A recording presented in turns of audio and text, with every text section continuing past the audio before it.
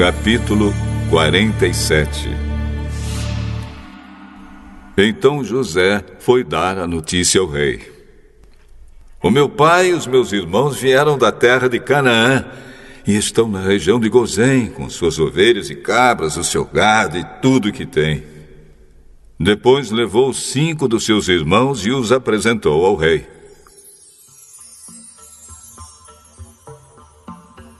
O rei perguntou: qual é o trabalho de vocês? Senhor, nós somos criadores de ovelhas, como foram os nossos antepassados. Viemos morar neste país porque na terra de Canaã não há pastos para os animais e a fome lá está terrível. Por favor, deixe que a gente fique morando na região de Gozém. O rei disse a José: agora que o seu pai e os seus irmãos vieram ficar com você, a terra do Egito está às ordens deles. Dê a eles a região de Gozém, que é a melhor do país, para que fiquem morando lá. E se na sua opinião houver entre eles homens capazes, ponham-os como chefes dos que cuidam do meu gado. Depois, José levou Jacó, o seu pai, e o apresentou ao rei. Jacó deu a sua bênção ao rei, e o rei perguntou: qual é a sua idade? Já estou com 130 anos de idade e sempre tenho andado de um lado para o outro. A minha vida tem passado rapidamente e muitos anos foram difíceis. E eu não tenho conseguido viver tanto quanto os meus antepassados, que tiveram uma vida tão dura como a que eu tive. Jacó deu a sua bênção ao rei e foi embora. E José deu ao pai e aos irmãos terras na melhor região do Egito, perto da cidade de Ramsés, como o rei havia ordenado. Essas terras se tornaram propriedade deles, e eles ficaram morando ali. José dava mantimentos ao pai, aos irmãos e aos parentes, conforme as necessidades de cada família. Não havia alimento em lugar nenhum, e a fome aumentava cada vez mais. Os moradores do Egito e de Canaã ficaram fracos de tanto passar fome. O povo comprava mantimentos e José juntava todo o dinheiro e o levava para o palácio. Quando acabou todo o dinheiro do Egito e de Canaã, os egípcios foram falar com José. Por favor, nos dê comida. Não nos deixe morrer só porque o nosso dinheiro acabou. Se vocês não têm mais dinheiro, tragam o seu gado, que eu trocarei por mantimento.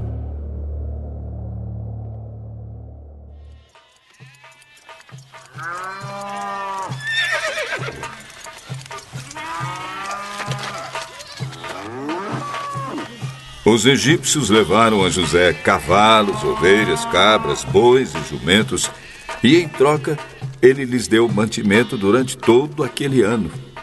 O ano passou e no ano seguinte foram dizer a José: Senhor, não podemos esconder o fato de que o nosso dinheiro acabou e que os nossos animais agora são seus. Não temos mais nada para entregar a não ser os nossos corpos e as nossas terras. Não deixe a gente morrer. Compre a nós, Senhor, e as nossas terras em troca de alimentos. Seremos escravos do rei e ele será dono das nossas terras. Dê-nos mantimento para que possamos viver e também sementes para plantarmos, e assim a terra não se tornará um deserto. Então José comprou todas as terras do Egito para o rei. Todos os egípcios tiveram de vender as suas terras, pois a fome era terrível. Assim, a terra ficou sendo do rei, e José fez dos egípcios escravos no país inteiro. José só não comprou as terras dos sacerdotes. Eles não tiveram de vendê-las, pois o rei lhes dava certa quantidade de alimentos, e assim eles tinham o que comer. Então José disse ao povo: Agora vocês e as suas terras são do rei, pois eu os comprei para ele. Peguem aqui sementes para semearem nos campos. Do que colherem, deem a 5ª parte ao rei. Usem as outras 4 partes para semear e para alimentar vocês, os seus filhos e as pessoas que moram com vocês. Eles responderam: O Senhor salvou a nossa vida e tem sido bom para nós.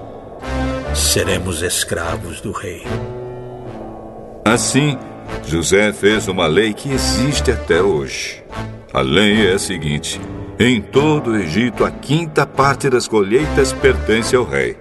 Só as terras dos sacerdotes não ficaram para o rei. Os israelitas ficaram vivendo no Egito, na região de Gozém, onde compraram terras e tiveram muitos filhos.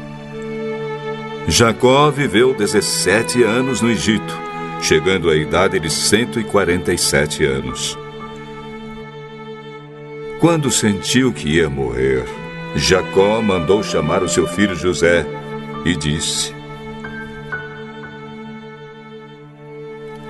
Se lhe posso pedir um favor, ponha a mão por baixo da minha coxa e jure que será fiel e honesto comigo nisto que vou pedir.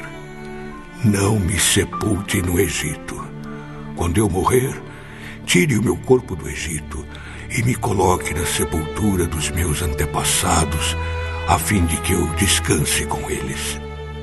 Eu farei o que o senhor está pedindo. Então jure. José jurou. E aí Jacó se inclinou sobre a cabeceira da cama e orou.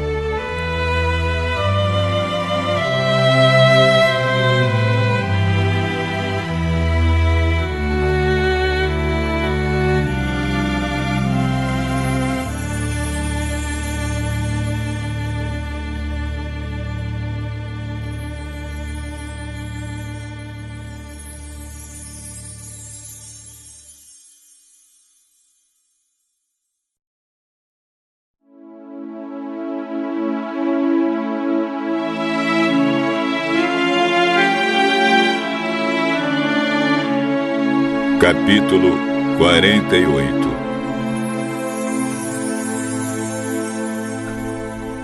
Algum tempo depois disseram a José que o seu pai estava doente. Então José foi visitá-lo, levando consigo os seus 2 filhos, Efraim e Manassés. Alguém foi dizer a Jacó que o seu filho José veio visitá-lo. Jacó fez um esforço e se sentou na cama. Aí disse a José: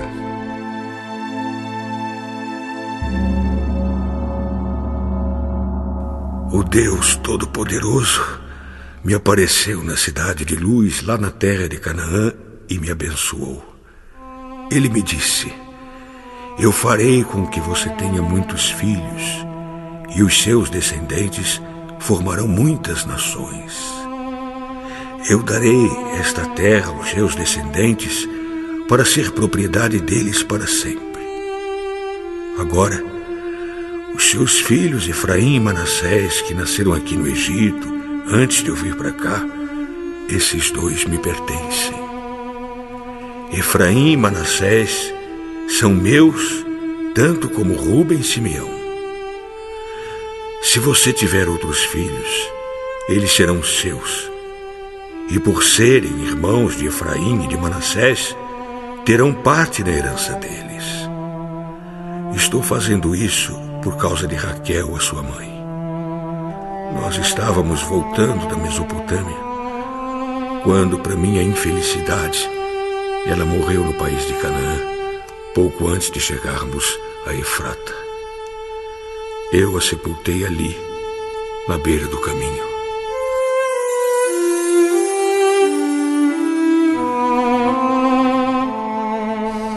Efrata é agora conhecida como Belém. Quando Jacó viu os filhos de José, perguntou: E esses, quem são, José? São os filhos que Deus me deu aqui no Egito. ponha-os perto de mim, para que eu dê a eles a minha bênção.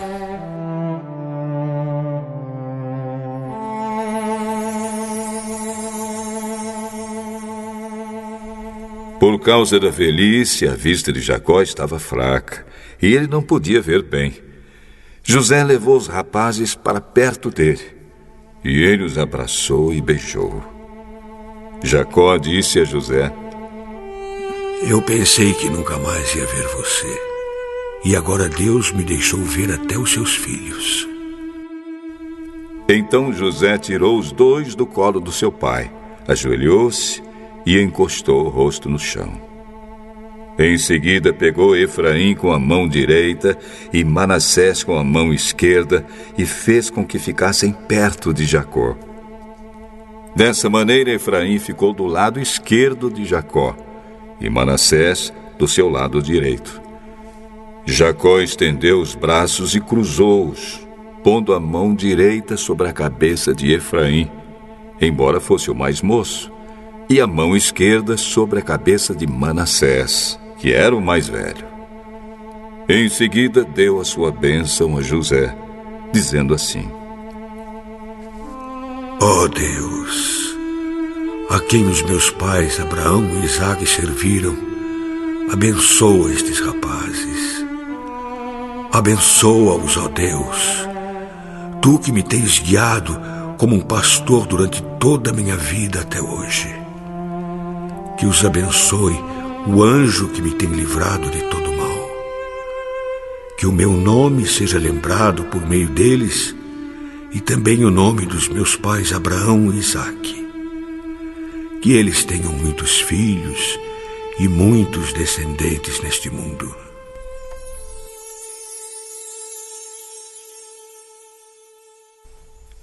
José não gostou quando viu seu pai colocar a mão direita sobre a cabeça de Efraim. Por isso pegou a mão dele para tirá-la da cabeça de Efraim e colocá-la sobre a de Manassés. E explicou: Não, pai, assim não. Este aqui é o filho mais velho. Põe a mão direita sobre a cabeça dele. Mas Jacó não quis e disse: Eu sei, filho, eu sei. Os descendentes de Manassés também serão um grande povo, mas o irmão mais moço será mais importante do que ele, e os seus descendentes formarão muitas nações.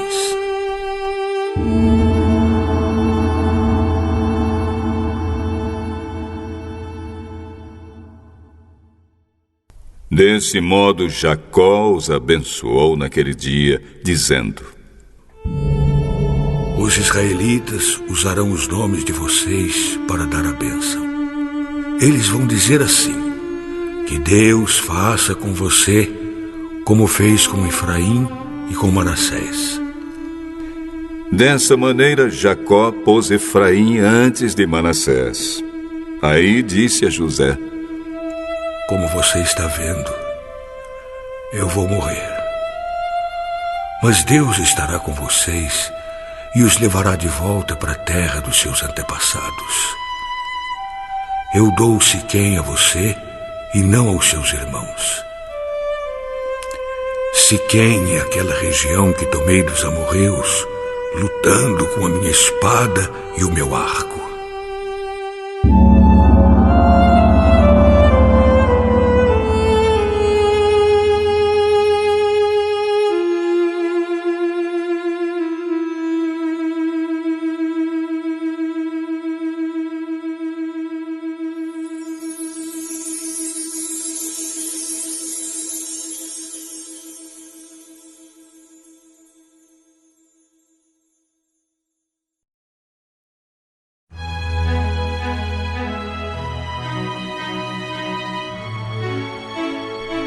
Capítulo 4.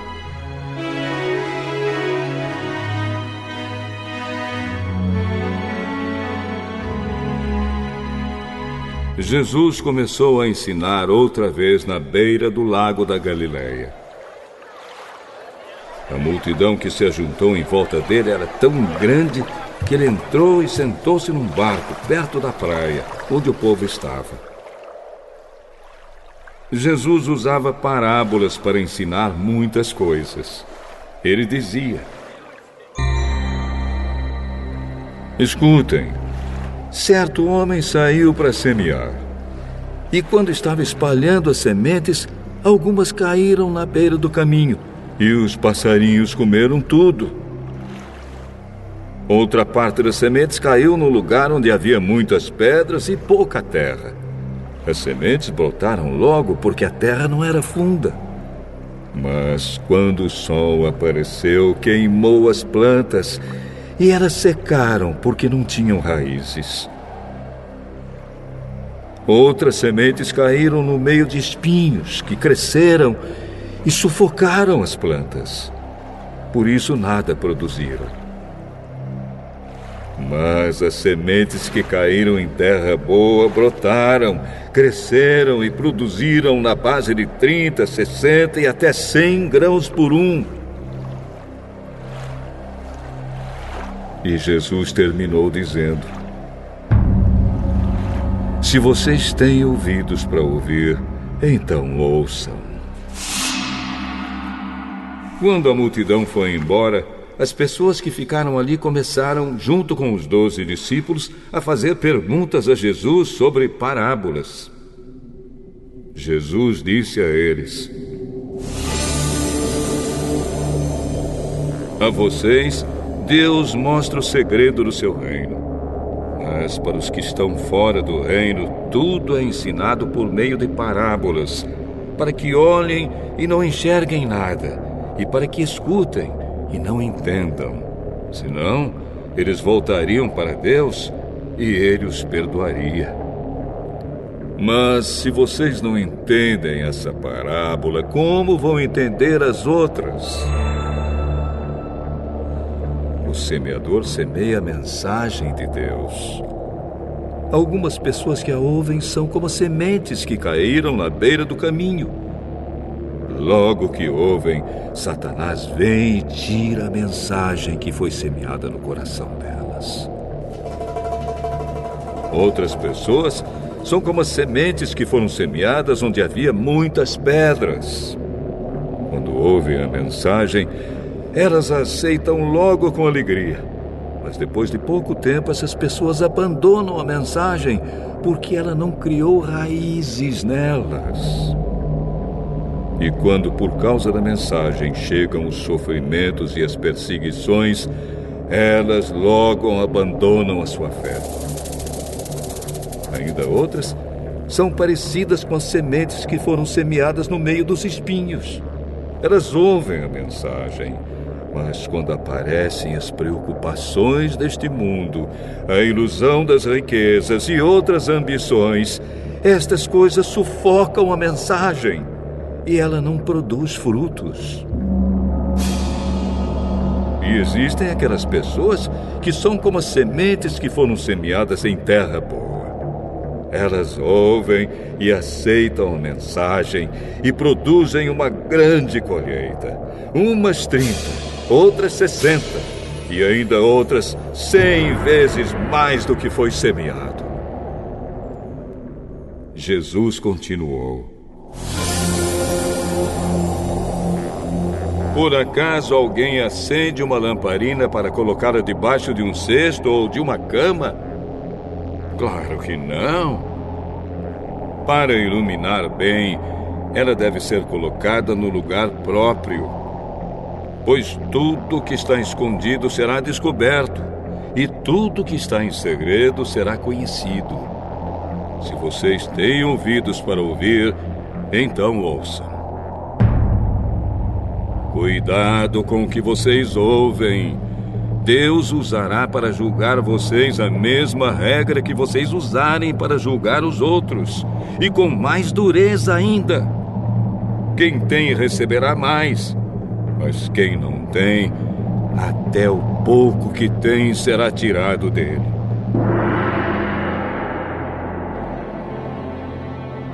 O reino de Deus é como o homem que joga semente na terra. Quer ele esteja acordado, quer esteja dormindo, ela brota e cresce, sem ele saber como isso acontece. É a própria terra que dá o seu fruto. Primeiro aparece a planta, depois a espiga, e mais tarde os grãos que enchem a espiga. Quando as espigas ficam maduras, o homem começa a cortá-las com a foice, pois chegou o tempo da colheita. Com o que podemos comparar o reino de Deus? Que parábola podemos usar para isso? Ele é como uma semente de mostarda, que é a menor de todas as sementes. Mas, depois de semeada, cresce muito até ficar a maior de todas as plantas. E os seus ramos são tão grandes que os passarinhos fazem ninhos entre as suas folhas. Assim, usando muitas parábolas como estas, Jesus falava ao povo de um modo que eles podiam entender. E só falava com eles usando parábolas, mas explicava tudo em particular aos discípulos.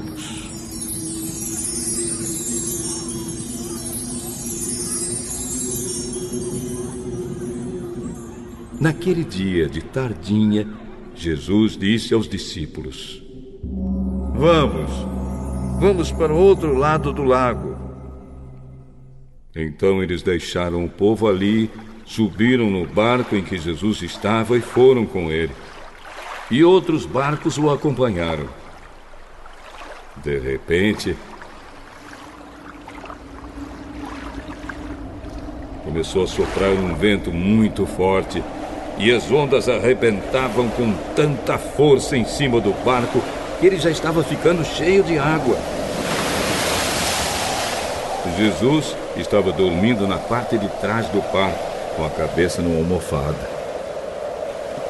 Então os discípulos o acordaram e disseram: Mestre, nós vamos morrer! O senhor não se importa com isso? Então ele se levantou, falou duro com o vento e disse ao lago: Silêncio! Fique quieto! O vento parou e tudo ficou calmo.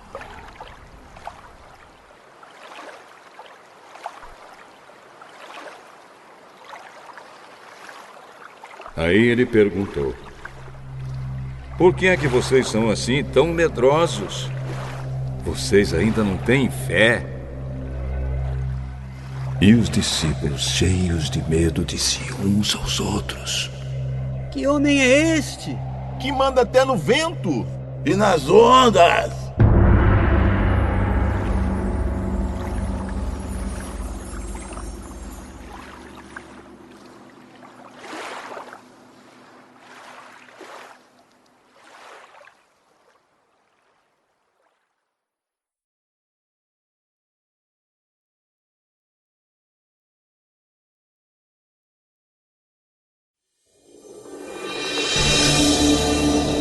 Salmo 24.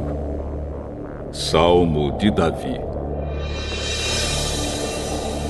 Ao Senhor Deus pertencem o mundo e tudo que nele existe. A terra e todos os seres vivos que nela vivem são dele. O Senhor construiu a terra sobre os mares e pôs os seus alicerces nas profundezas do oceano. Quem tem o direito de subir o monte do Senhor? Quem pode ficar no seu santo templo? Somente aquele que é correto no agir e limpo no pensar, que não adora ídolos, nem faz promessas falsas.